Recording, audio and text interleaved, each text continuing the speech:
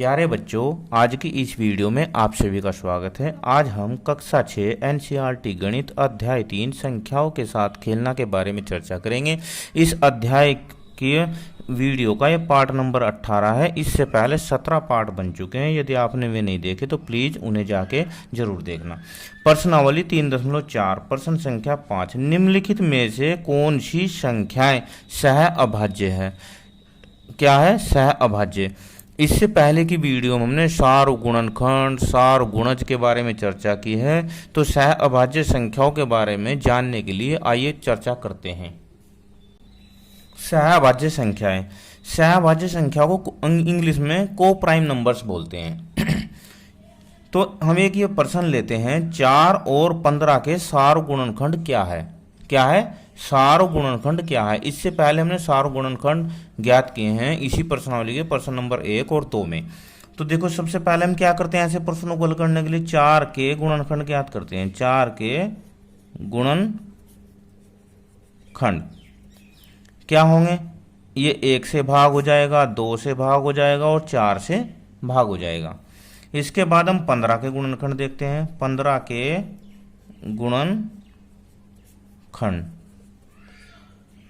चलो 15 के होंगे, 1 से भाग होएगा, 3 से भाग हो जाएगा, 5 से हो जाएगा और 15 से स्वयं भाग हो जाएगा। ठीक है, तो अब सार गुणनखंड देखते हैं। सार गुणनखंड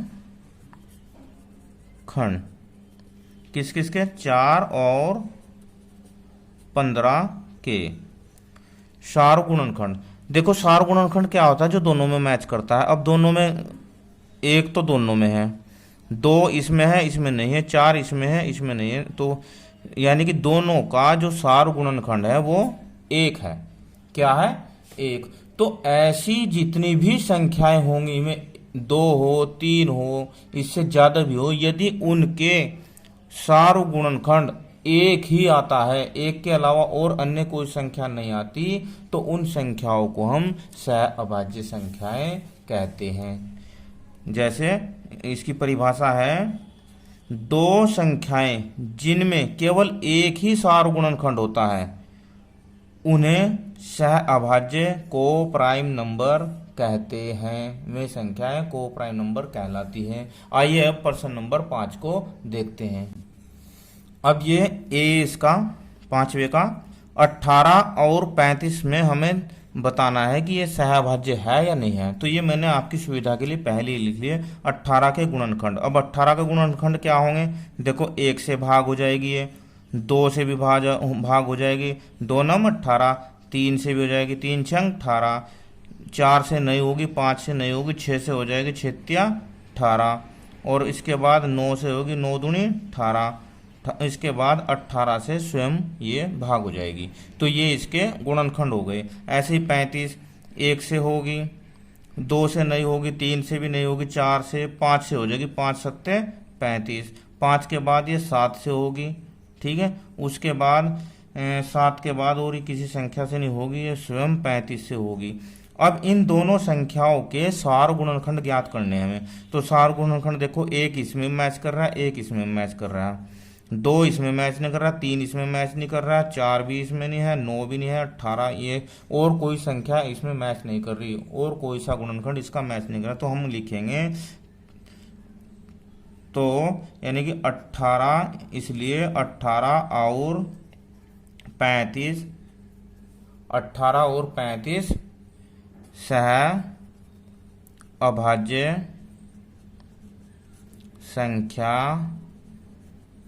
संख्याएं है। ये इसका आंसर। अब इसके बी पार्ट को देखते हैं। अब बी देखो, इसका 15 और 37। तो 15 के गुणनखंड होंगे भाई, 1 होगा, 1 के बाद 2 से भाग नहीं होने का, 3 से हो जाएगा, 3 से, इसके बाद 5 से होगा और फिर स्वयं 15 से हो जाएगा। इसके बाद 37 का 1 से भाग हो जाएगा, और 1 के अलावा ये फिर और किसी से नहीं होगा, स्वयं से होगा, बीच में ये किसी से नहीं होगा, 37 से ही भाग होगा। अब देखो, इसके सार गुणनखंड दोनों में मैच करो, 1 तो दोनों में है, और 3 ना, इसमें 3 नहीं मैच कर रहा है, 5 नहीं मैच कर रहा है, 15 नहीं। तो इसका मतलब क्या हुआ? इसका मतलब ये हुआ, तो 15 और 37 सह अभाज्य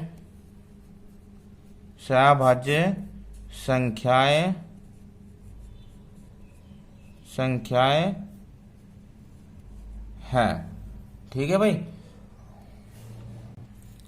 अब ये सी 30 और 415, तो हम देखो 30 के गुणनखंड निकालते हैं।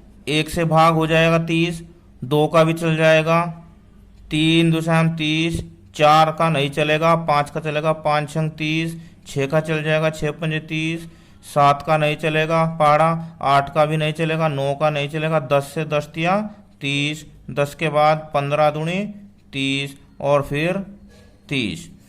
अब ऐसे ही 415 के अगर हमें गुणनखंड निकालने हैं तो इस ये बड़ा है, काफ़ी बड़ी संख्या है, तो इसके लिए हम क्या लेंगे, वही तरीका लगाएंगे जैसे हम गुणनखंड निकालते हैं। अब 415 क्या 415 देखो यहाँ करते हैं हम 1 गुणा 415, तो 415 आ जाएगा। इसके बाद 2 से ये भाग नहीं होगा क्योंकि इसके लास्ट में 5 है, तो ये 3 से होएगा, 3 से हो जाएगा, 3 से भी नहीं होगा क्योंकि अगर इनके अंकों को जोड़ते हैं तो 6 4 10 और 10 जो 3 से विभाजित नहीं होता। तो ये किससे होगा 5 से, 5 अट्ठे 40 और 5 तिया 15, तो ये हो जाएगा 415। इसके बाद आगे ये चलेगा फिर 5 6 7, 7 से नहीं होगा, 8 से भी नहीं होगा, 9 से नहीं होगा, तो ये किससे होगा फिर ये भाग 9 10 11, 11 से नहीं होगा, 12 13 14 15 16, 16 पंजे 80। तो ऐसे ही इसे देखते हैं किस किस संख्या से ये विभाजित होता है। अब देखो ये 83 से कटा है, तो इसके बाद ये 415 से भी कटेगा क्योंकि प्रत्येक संख्या स्वयं से भी विभाजित हो जाती है। तो इसके गुणनखंड ले लेते हैं हम इसके 1 5 और 83 415 और भी हो सकते हैं बीच में। तो अब आप ये देखो इसके सार गुणनखंड 30 और 45 के सार गुणनखंड, 30 और 45 के सार गुणनखंड एक मैच कर रहा है, एक के अलावा इसमें 5 भी मैच कर गया। देखो एक के अलावा 5 भी मैच कर गया, तो इसके हम इतना ही काफ़ी है कि इसके 2 गुणनखंड आपस में मैच कर गए, इसलिए इसके जो सार गुणनखंड है 2 हो गए, 1 और 5। तो ये संख्याएं 30 और 415 सह अभाज्य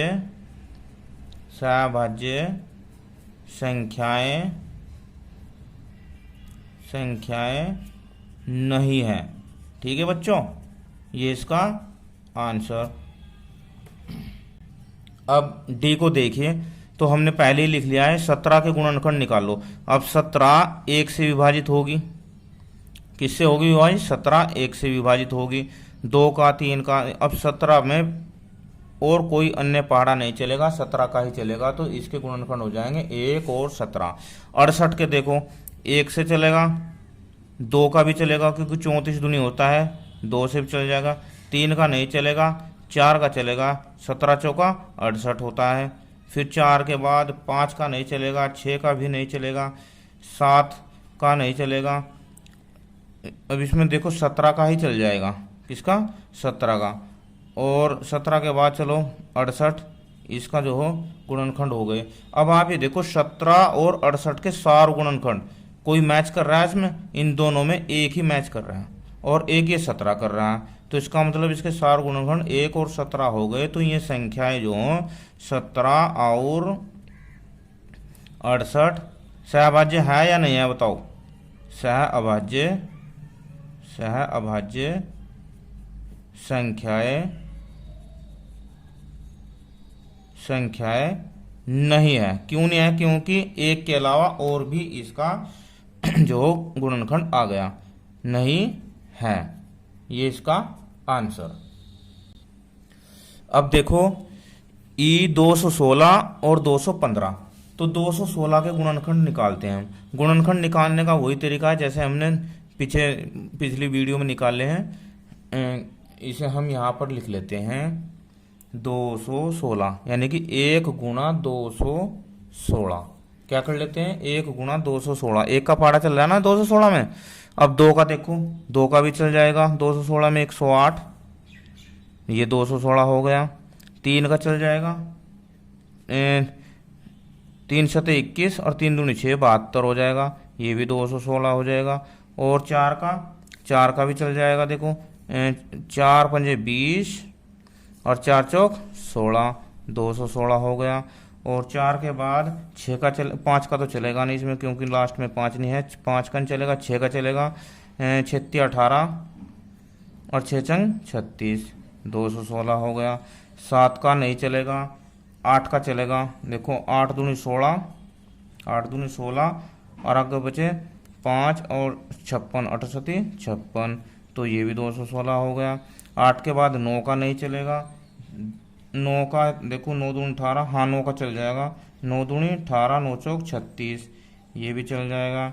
और 9 के बाद 10 का नहीं चलेगा, 11 का नहीं चलेगा, 12 का चलेगा, 12×1=12 और आगे बचेंगे 9, 12×8=96, ये 216 हो जाएगा।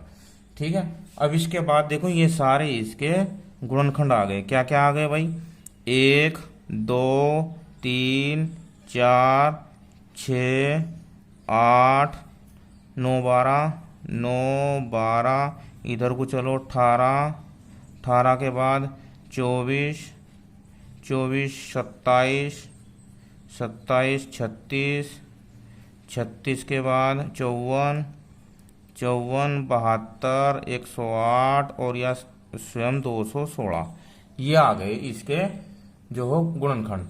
अब हम देखते हैं 215 के, ऐसे ही निकालते हैं 215 के भी।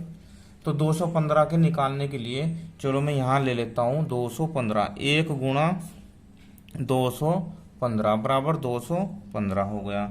इसके बाद 3 का नहीं, 2 का नहीं चलेगा, 3 का नहीं चलेगा, 3×7=21, 5 नहीं चलेगा, तो 5 का, 5×4=20 और 5×3=15, तो 215 हो गया। तो इसके हो गए आपके 1, 5, 41, 215, 1, 5, 43 और 215। अब ये तो हो गए 216 के ये, और ये हो गए 215 के। अब इनमें आप मुझे ये बताइए कि सार गुणनखंड दोनों में मैच कर रहे हैं या नहीं कर रहे। देखो एक तो है दोनों में, एक के अलावा 2 नहीं है, 3 नहीं है, 4 नहीं है, 6 नहीं है और कोई नहीं है, तो एक सार गुणनखंड है। तो इसका मतलब दोनों संख्याएं क्या है, सहअभाज्य संख्याएं हैं। अब चलते हैं एफ में क्या है, 81 और 16। तो 81 के गुणनखंड देख लेते हैं। 81 के गुणनखंड क्या होगा, 1 का पारा चल जाएगा, 2 का नहीं चलेगा, 3 का चल जाएगा, क्योंकि 27×81 होता है, तो 3 चल जाएगा। 3 के बाद 4 नहीं चलेगा, 5 का नहीं चलेगा, 6, 7 का भी नहीं चलेगा, 8, 9 का चलेगा, 9×9=81, 9×9=81 होगा। और 9 के बाद फिर किसका चलेगा भाई, आगे देखो 27 का चल जाएगा, 27×81 होता है ना, और 81 का स्वयं चल जाएगा खुद का। आगे संख्या है 16, 16 के गुणनखंड निकाल लो। 16 में क्या, 1, 2 भी चलेगा, 3 नहीं चलेगा, 4×4=16, 4 चलेगा, 5 नहीं चलेगा, 6 नहीं चलेगा, 7, 8 चला जाएगा, 8×2=16 और 16 का स्वयं चलेगा। तो अब देखो 81 और 16 के सार गुणनखंड क्या क्या हो गए, सार गुणनखंड एक तो 1 हो गया, 2 नहीं है इसमें, 9 भी नहीं है, 27 भी नहीं, 81 नहीं है, तो 1 है। तो इसका मतलब क्या हुआ, इसका मतलब ये हुआ कि 81 और 16 सह अभाज्य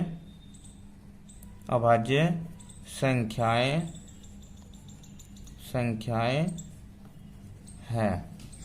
इस प्रकार आज की वीडियो में हमने प्रश्नावली 3.4 की प्रश्न संख्या 5 को किया और सह अभाज्य संख्याओं के बारे में स्पष्ट जानकारी सीखी मिली हमें। वीडियो कैसी लगी मुझे कमेंट में ज़रूर बताना।